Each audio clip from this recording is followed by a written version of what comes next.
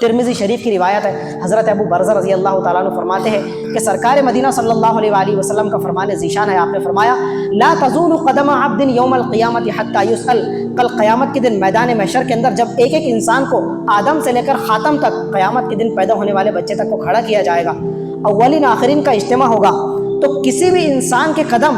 اس وقت تک ہٹ نہیں سکیں گے، ٹل نہیں سکیں گے جب تک کہ اللہ تعالیٰ اس سے 4 یا 5 چیزوں کے بارے میں سوال نہ کر لے، اور اس کو جواب دینا لازمی ہے، ضروری ہے۔ جب تک کہ وہ ان سوالوں کا جواب نہ دے لے، رب ذوالجلال کی قسم اس کے قدم بارگاہ الہی سے ہٹ نہیں سکیں گے، ٹل نہیں سکیں گے۔ اور وہ کون کون سی چیزیں ہیں؟ حضور نے فرمایا ان عمرہ فیما افنا، یہ جو زندگانی کے ایام ہیں ان کے بارے میں پوچھا جائے گا، تجھے عمر دیا تھا، زندگانی کے 40-50 سال کہاں صرف کیے،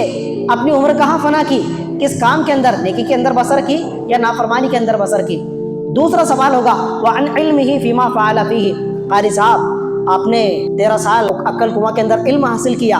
یہاں بیٹھنے والوں سے سوال ہوگا کہ رات میں روزانہ عشاء بعد تعلیم ہوا کرتی تھی، حضور کی سینکڑوں احادیث تم نے منتخب احادیث، فضائل اعمال کے اندر، تفہیم القرآن کے اندر تم شریک رہے تھے، علم جو کچھ بھی حاصل ہوا تمہارے ذہن کے ذخیرے کے اندر کتنا علم محفوظ کیا تھا؟ صرف نالج کی حد تک، معلومات کی حد تک۔ وعن علمہ فیما فعل فیہ، علم کے متعلق سوال ہوگا کہ جتنا کچھ علم حاصل تھا، 1 حدیث ہو یا 1,00,000 حدیث ہو، ان پر عمل کتنا کیا؟ اگر عمل سے کوڑا ہے تو خدا محفوظ رکھے اس کا انجام کچھ اور نہ ہو جائے۔ حضور نے فرمایا تیسرا سوال اس سے ہوگا وعن مالہ من این اکتسبہ، جو کچھ بھی مال و دولت تیرے پاس تھی، جتنی مایا پونجی تھی، تو اپنے وقت کا چودھری تھا، تو اپنے وقت کا بہت بڑا سیٹ تھا، تیرے نام کی ہاہاکار کی جاتی تھی، تو وقت کا قارون کہا جاتا تھا، تیرے لیے یہ نعرے بلند کیے جاتے تھے کہ اگلے سال یہ شداد کی طرح ایک جنت قائم نہ کر دے دنیا کے اندر، اتنی مال و دولت تیرے پاس تھی۔ یہ جو کچھ بھی تیرے پاس ٹوٹی پھوٹی دولت تھی، جھوپڑ پٹی کے اندر رہنے والا انسان، 2 وقت کی روٹی بوٹی کمانے کے لائق مال کمایا تو کہاں سے کمایا؟ جتنی بھی مایا پونجی تھی، تجوری بھر کر سونا ہو یا تیرے پاس پھوٹی کوڑی ہو، کمایا تو کہاں سے کمایا؟ لوگوں کی بوٹیاں نوچ کر کمایا، ان کا خون چوس کر کمایا، سود اور بیاج کے ذریعے سے پیسے صرف کر کر کے مال و دولت کمایا، یا حلال طریقے سے کمایا؟ یہ ایک سوال اس سے لگا بندہ، اگلا سوال بھی ہوگا وفیما انفقہ، چل حلال طریقے سے تو مال کمایا، اگر حرام طریقے سے کمایا تو یہیں پر پھنس گیا ہو تو،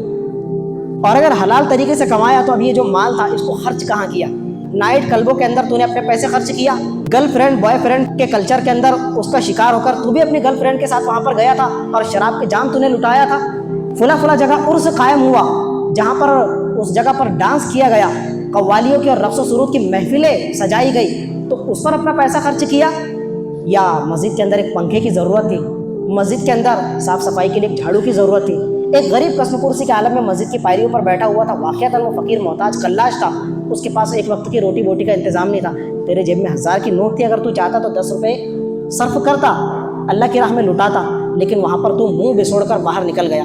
خرچ کیا تو کہاں کیا؟ اس جگہ کیا یا اس جگہ کیا؟ اگر یہاں کیا تو جنت تیری منتظر ہے، اور اگر وہاں کیا تو جہنم کے دہکتے انگارے تیرے انتظار میں۔ اور آخری سوال ہوگا وعن جسمہ، اور ایک روایت کے الفاظ ہے وعن شبابہ فیما ابلا، اللہ تعالیٰ نے جو جوانی کے قیمتی ایام تجھے دیے تھے، یا جو جسم سے تجھے نوازا تھا، اپنی باڈی کو، اپنی فٹنس کو کس کام کے اندر صرف کیا؟ غلط کاموں کے اندر یا اچھے کاموں کے اندر؟